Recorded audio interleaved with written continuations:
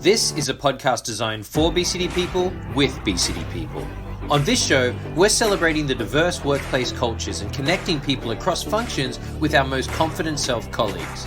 So come on, let's go have some fun as we feed our future learning about the business, each other, and life at BCD.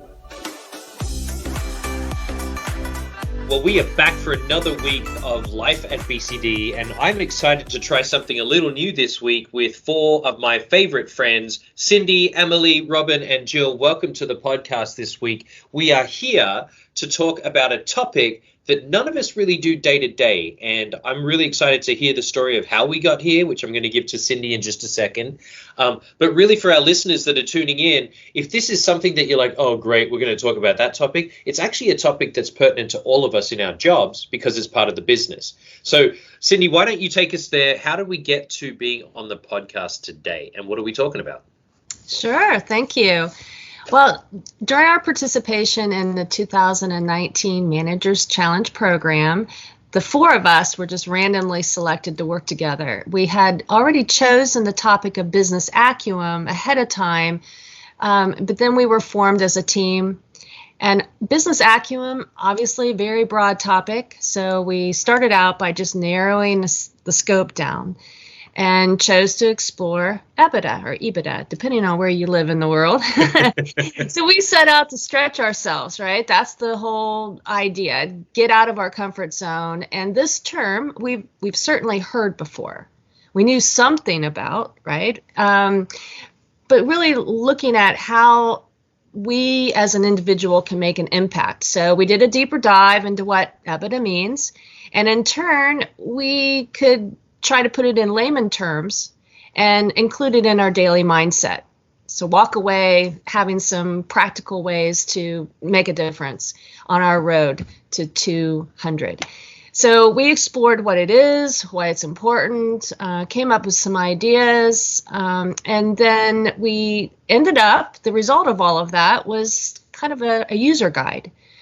And we thought there might be other people out there that find the concept of EBITDA difficult to process and would find some inspiration and some ideas of how they as an individual can make a difference. Sensational. And I think that that's great for, like I said, anyone that's listening right now. This is part of our business. And you may not even know what EBITDA is, and you may not have ever heard of it before. You may think it may be a marketing term. Is it an HR term? Cindy, I'm excited. What is EBITDA? Well, we'll start out with the heavy answer to that. Uh-oh. So EBITDA, what you've seen in communications that have come out is it's a calculation. The EBITDA means earnings before interest, taxes, depreciation, and amortization. Now that's pretty heavy, right? Oh boy. So we're in finance. That's what you're telling me. We're talking numbers right now. The baseline here is that it's used amongst all companies really to analyze and compare their profitability between one another in an industry. And in practical terms, it's really about lowering your operational costs and increasing your revenue, right? Okay. It ensures. Let's pause right there too. Yeah. Again, we're trying to keep this very layman, and for the other three as well, jump in. When you say lowering operational costs, what does that mean? Right. So saving money, being smart about what you're purchasing. It's, a whole range of things. We'll give you some examples of that. Okay. And then ensuring or increasing revenue, obviously bringing in new business, retaining the business that we have, trying to get as much out of a transaction, increasing our transactions, all of those things to give us money will help us invest back into our company and remain competitive. Very good. So, Cindy, last question on the definition. Is EBITDA something that just companies use, and you said to stay competitive, or should I as an individual, when I'm just working on my own budget or my own household, but is it something that I could use there too? It is indeed. We kind of broke that down, EBITDA in real life in our guide. So I'll pass that over to Jill if she would like to outline that a little bit more. Sure. Thanks, Cindy. Real life. And excellent question, Chica, as far as how do we apply this in our own day-to-day endeavors with our own income and just, thinking about it as an employee for BCD. So bottom line is if you had your own company, you would be concerned about things such as, cost of how much it's sold, goods to be sold, utilities, interest, taxes, your rent. And some of those things might even be items that you think about in your own day-to-day expenses as well. If you're spending rent and you're spending money on your own vehicle expenses and, other things such as food, we all eat. So we all have budgets that maintain our utilities, our expenses for food and things like that. So it's no different within a company. If you're looking at all of these expenses and trying to make good decisions to make certain that you're maintaining and staying within the budget of what you've set. So really, it's not anything that's really difficult for people to grasp. But as you said, we are not all in the finance industry ourselves or connected to that piece within the organization. So it's sometimes very difficult for people to think along those lines. If I were to do this, how would I do it if I were spending my own money, which is basically what we're asking people to think about when we use this term EBITDA. If I were going to go out and create a meeting, how am I going to spend that money wisely so that, number one, the company benefits from it, and number two, we get the biggest investment for that effort. And that's really what EBITDA is. It's just making those simple decisions in your life and how you work it at BCD and thinking along those lines. Jill, so coming back to what Cindy said before, she said that it was the earnings before interest, taxes, depreciation, et cetera, and you just labeled a couple. Could you maybe give us an example of, let's pretend we had a fictional example right now. Could you run us through the EBITDA piece? Sure. Let's say we have a supply store, a cooking supply store. And we've earned $150,000 in total revenue. And the store's expenses were documented as follows. They had the cost of goods sold was $50,000. Okay. We had utilities that we tracked, and that was $5,000. Our rent was $12,000, so we have to calculate that in. Our taxes were $5,000, and if we add all that up, we come out to a net income of about $45,000. We had we have to take away our interest because we had to spend some money on those cost of goods and we had to pay interest for it. So that was $8,000. So we have to add that in as well. Our taxes, as we mentioned, were $5,000. Okay. And some of the items that we needed to run our store, we had to depreciate them and amortize them over time. So those would be things like computer equipment, the shelves that we required to put our items on. And if we added all that up, it came to about $25,000. So out of that $150,000, if we add up all of those items, our net income, which is you said 45 plus 8 plus 5 plus you said 25. Correct. Okay. So that's going to come out to $83,000. And so that would be our earnings. So, and I know for our listeners, there was a lot of numbers floating around there, and it would probably be easier if we could show this on a sheet, which we'll talk about towards the end. But quick question, Jill, and the ladies on the call here.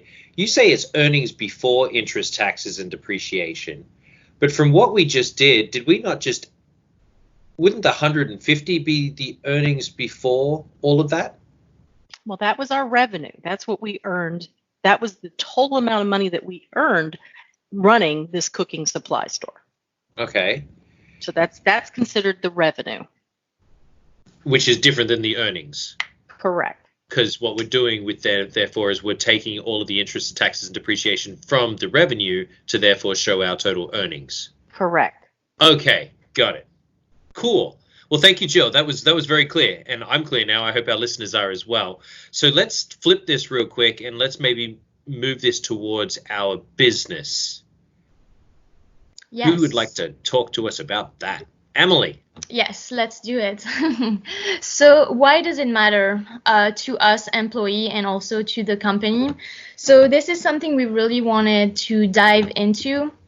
especially given the fact that right now BCD is really focused on accelerating and innovating. Those are some of our strategic goals. And so as a group, we really felt that understanding EBITDA and how we can impact the bottom line, that felt like a very important step to us. So if you look at the grand scheme of things, of course, working with EBITDA is great for business reinvestment, for growth. We can, acquire a new company, we can expand job opportunities for our staff, and we can also invest in startup companies. So on a business side of things, it's really important. But then when we also look at us employees, although, acquisition are very important, how does it impact us really directly? And so being part of the EBITDA, logic and thinking about the money we spend, as Jill was saying, it's also important for us because it improves our job security. Right. And it also, it creates things like the fact that the company BCD can invest in us more. So they can invest, the leadership can invest in our environment, in the offices, and also in our equipment and the communities we're building with BCD. And it also helps with things like healthcare costs. Healthcare costs are constantly rising. And with a strong EBITDA, that means the company has more money to offset those costs and provide employee with better benefits. And also, if you're eligible, things like bonus and merits are also things to keep in mind. And finally, BCD is very focused on sustainability and, expanding our charity and our help with, communities is also something we're really working on. And so with a strong EBITDA, that's something we can provide. What up, BCD fam? This is Chika coming at you for a quick shout out and commercial for our finance teams at BCD. We know that you're working hard to keep the numbers right so that we can continue working strong and building business as we move across the different functions that we work in at BCD. So thanks for all of our EBITDA heroes out there, bringing back the BCD dollar and making it work here in the company. Also a big shout out to all the challengers that are listening right now. If you've been through the program manager challenge or director level challenge, we know how hard you've worked. So although this is an example of one of the groups that took work forward, I know that there's many of you out there that are also making waves in the worlds that you are working in. So let's get back to the podcast. EBITDA, here we come. So on the flip side of that, and we are all very cost conscious, yes, at the moment, and we also are very sensitive to what's happening in the global market. On a downturn of an economy, when the business is not earning as much as we'd like to in our EBITDA, do those things go away? I mean, how and what comments would you have around that? So I don't believe those things completely go away because BCD always works to, give the best to their employees. But of course, if there is less money and the EBITDA is not as strong, there will be less acquisition, or there might be a lower bonuses for people that are eligible, or, healthcare costs are just going to be remaining the same and they're not going to lower. So it will impact us, in little bits, and maybe we don't see necessarily the grand scheme of things, but that's why we felt like diving into EBITDA was important so we can really understand the big picture and how, it trickles down to everyone, really. Great. Thank you, Emily. And Robin, how, as an individual contributor, as a listener, do I impact EBITDA? Because really, is it? Yeah, I'll let you go. Yeah, thanks, Chika. So basically what we wanted to do as well is we wanted to look at the different roles that we play in the company. And so we kind of broke it out into different aspects. So if you're a director or manager, there's certain things that you can do to control that, to look at ways to do some cost savings. For example, using the Teams video chat to reduce in-person meetings and help control some T&E costs. Or for program managers, looking at, what can you do to stop maybe scope creep, that kind of thing. And then we even took it down into managerial roles and all employees. And one of the things that we wanted to focus on was, as all employees, what are some of the things you can do? So we looked at some success stories that kind of help describe, even from a very small portion of what you do, what employees do on a day-to-day basis. So one of the things that we looked at is there was a virtual employee who switched internet provider savings, which came up to a savings of $40 per month over a 2-year time period. That basically saved BCD Travel $1,000. Now, may not seem like a lot of money over the grand scheme of things for one person, but if you can just drill it down into that person-to-person savings, you're doing something. You're empowering yourself for the company, for BCD Travel, to help that EBITDA, help that grow. And coming back to what Jill said before too, Robin, if everybody takes ownership of that, I mean, I'm sure everybody could do with $1,000 left in their pocket, right? Right, exactly. So small things make a big difference. Yeah. And really looking at it, if it was your business, what would you do differently to help your EBITDA grow? And that's, again, kind of taking it back to if that was your household budget, how would you change that to help your overall betterment of, your finances? Fantastic. Well, this is very clear. This is such an interesting topic because we hear it from some of our senior leaders sometimes, and I'm sure a lot of us go, well, that sounds very complex and very business acumen for you up there. How do I make this mine? And I think that the personal ownership right there is a really great point. So as we step back and we have a look back in at this project, what's been the overall learning for you? This is Robin. I think for me, there were two parts to it. One was being part of a team that was brought together, and how we created something that we can all be very proud of, and also looking at how I can contribute and knowing that what I do on a day-to-day basis makes an impact to BCD Travel. Yeah, and I agree with Robin. And I think for me, when we started working on this project with EBITDA, I thought the topic was really terrifying. And I realized that it's actually really great to work with a team of people and, reaching out to different people and understanding something that's completely foreign to us. I think I got a lot of value from it. Hi, and this is Jill. I just think it was really interesting to see how much of an impact little things can make across a broad organization. And I think that's what really came to light when you're thinking about some of these opportunities that we have in our day-to-day. It may not be a huge amount of money, but multiply that by the numbers of people that we have working for BCD across our organization, and it can make a huge impact when you think about how you yourself can impact this. And I'm with all of them. I think that finding this team, coming together on a topic that we were a little uncertain of, understanding it in a deeper way, and being able to transform that into some type of a inspiration guide for others, that's exciting stuff.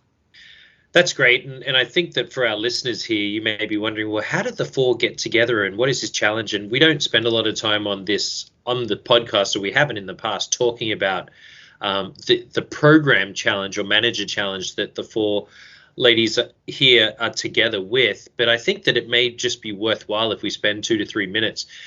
Cindy, Emily, Jill, and Robin, you were actually participants in separate cohorts back in 2018.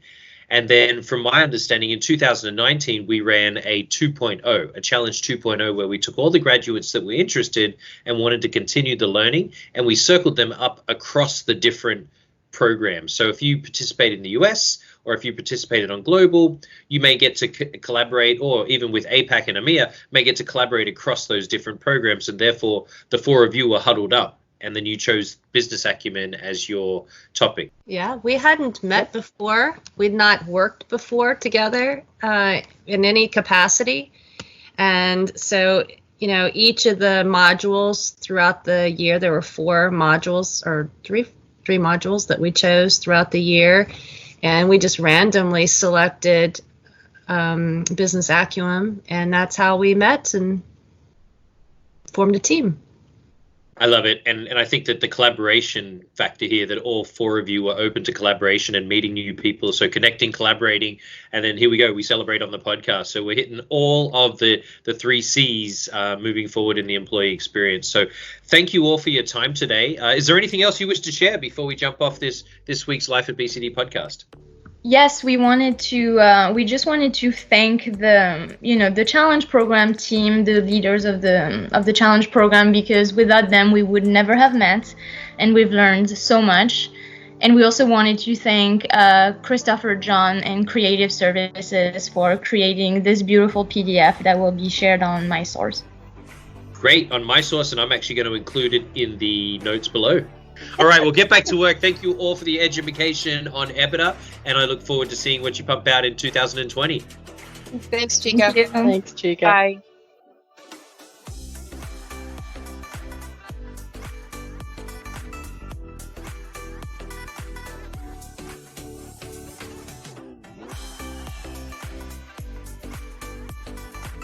All right, so that is a wrap.